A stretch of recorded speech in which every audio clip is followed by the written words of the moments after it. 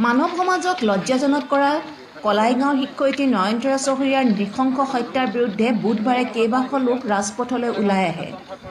কলাইগাঁও আঞ্চলিক ছাত্ৰ সন্থাৰ নেতৃত্বত অসম জাতীয়তাবাদী যুৱ ছাত্ৰ পৰিষদ, BTR গৰিয়ামৰীয়া দেশী ছাত্ৰ সন্থা, ভোজপুৰী যুৱ ছাত্ৰ পৰিষদ, বৃহত্তৰ অসমীয়া যুৱ মঞ্চ, আক্ৰাছু, এপছু, কেন্দুকলাই সাহিত্য সমাজ, কৰ্মচাৰী পৰিষদ, লেখিকা সমাৰোহ, বেংগলী যুৱ ছাত্ৰ ফেডাৰেশ্যন, অখিল ভাৰতীয় বিদ্যাৰ্থী পৰিষদ, নাৰী অধিকাৰ সুৰক্ষা সমিতিকে ধৰি বিভিন্ন দল সংগঠনৰ নেতাসকলে স্থানীয় ৰাইজৰ সহযোগত কলাইগাঁও ৰাজহ চক্ৰৰ কাৰ্যালয়ৰ সন্মুখত মঙলদৈ ভুটীয়াচাং পথ অৱৰোধ কৰি 24 ঘণ্টাৰ ভিতৰত দোষীক কৰায়ত্ব কৰক, অপৰাধীক ফাঁচি দিয়ক আদি শ্লোগানেৰে চৌদিশ উত্তাল কৰি তোলে।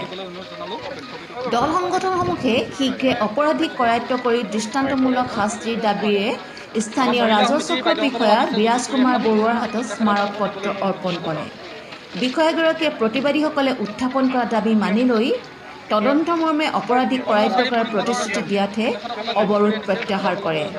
এগৰাকী অমায়িক শিক্ষয়িত্ৰীক নৃশংসভাৱে কৰা হত্যাকাণ্ডই সমগ্ৰ ওদালগুৰি জিলাতে চাঞ্চল্যৰ সৃষ্টি কৰিছে। সকলোৱে বিচাৰিছে দুৰ্ভগীয়া নয়নতৰাৰ লগতে পৰিয়ালটিয়ে ন্যায় পাওক আৰু অপৰাধীক কৰায়ত্ব কৰি দৃষ্টান্তমূলক শাস্তি প্ৰদান কৰক।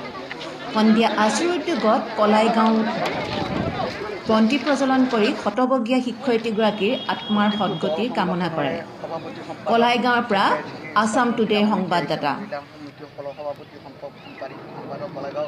বাকী ৰাইজ আৰু সংবাদ কৰ্মীসকল, আজি আচলতে আটাইতকৈ দুৰ্ভাগ্যজনক এইকাৰণে দুৰ্ভাগ্যজনক যি কথা আমি আগতে বিভিন্ন জেগাত বেলেগ বেলেগ অঞ্চলতহে আমি এইবিলাক কথা শুনি আহিছিলোঁ, কিন্তু আজি আমি অতি দুৰ্ভাগ্য উপস্থিত থকা আমাৰ সন্মানীয় ব্যক্তিসকল, আমাৰ আই মন্ত্ৰীসকল, ভাতৃ ভণ্টীসকল, বিভিন্ন দল সংগঠনৰ সভাপতি সম্পাদক আদি সদস্যসকল আৰু সাংবাদিক বন্ধুসকল, সকলোকে প্ৰথমতে মই আপোনালোকক সকলোকে ধন্যবাদ জ্ঞাপন কৰিম, কিয়নো আপোনালোকে গণতান্ত্ৰিকভাৱে আৰু শান্তি বজাই আপোনালোকে পথ অৱৰোধ কৰিছে। ইয়াত কোনো ধৰণৰ বেয়া পৰিৱেশ সৃষ্টি হোৱা নাই, গতিকে তাৰ বাবে সকলোকে ধন্যবাদ। হয়, যোৱাকালি যিটো ঘটনা ইয়াতে ঘটিছে কলাইগাঁও অঞ্চলত, এইটো অত্যন্ত লজ্জাজনক আৰু গৰিহণাযোগ্য। আপোনালোকে সকলোৱে জানে যে পৰহি দিনাৰ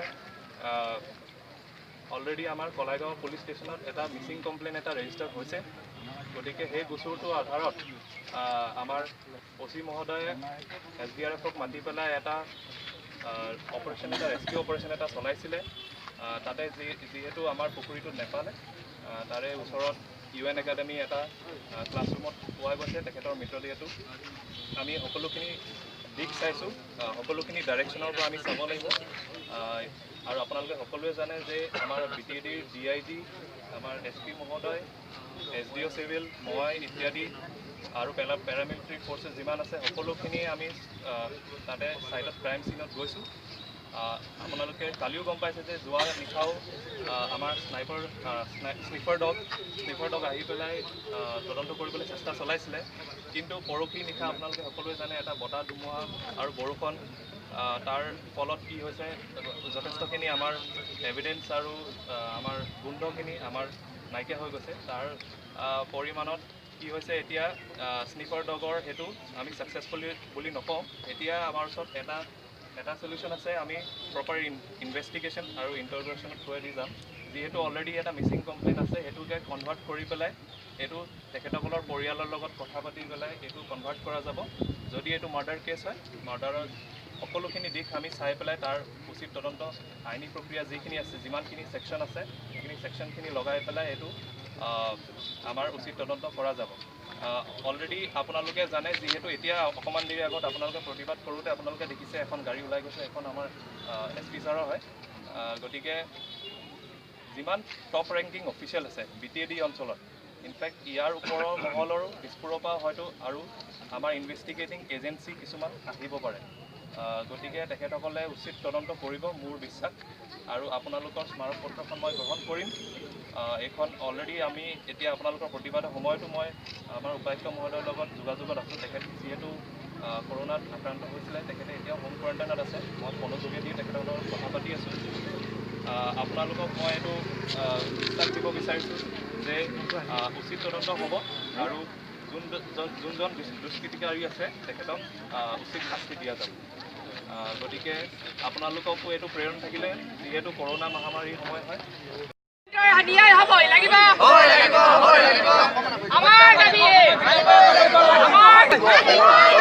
প্ৰথমটো ঘটনা যে অৰাৱাই বৰাৰ দৰে এজন 55 বছৰ শিক্ষয়িত্ৰী ঘৰখনৰ বুলি হ'ব লগা ওচৰত সত্ত্বেও এই মহিলাগৰাকীক কৰা হ'ল। গতিকে আমি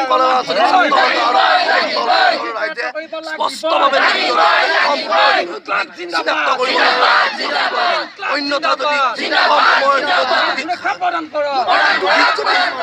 কৰি নিদিয়ে আমাৰ প্ৰতিবাদ কৰিব লাগিব। আমি ভয়ংকৰ প্ৰতিবাদ কৰিম বুলি আমি এই দাবী কৰিছোঁ। ইয়াতে এইখন ঠাইতে কিন্তু এনেকুৱা ঘটনা, এনেকুৱা নিলজ্জ ঘটনা ইয়াত কাহানি হোৱা নাছিল আৰু আমি নাভাবোঁ যে এই অঞ্চলৰ মানুহে এই কাম ইয়াত এনেকুৱা সংঘটিত নিশ্চয় ইয়াত প্ৰশাসনৰ মানুহে হওক বা যিয়ে হওক, ওচৰত এখন আৰ্মি কেম্প আছে বা তেওঁলোক থাকোঁতে এনেকুৱা ঘটনা এটা কেনেকৈ হ'ব পাৰে? আৰু ঘৰৰ নিতেই ওচৰত ৰাতিপুৱা খোজকাঢ়ি আহি ঘৰ সোমাইছে, সেই ঘৰ সোমোৱাৰ পিছৰ পৰা মানুহজনী নিৰুদ্দেশ হ'ল।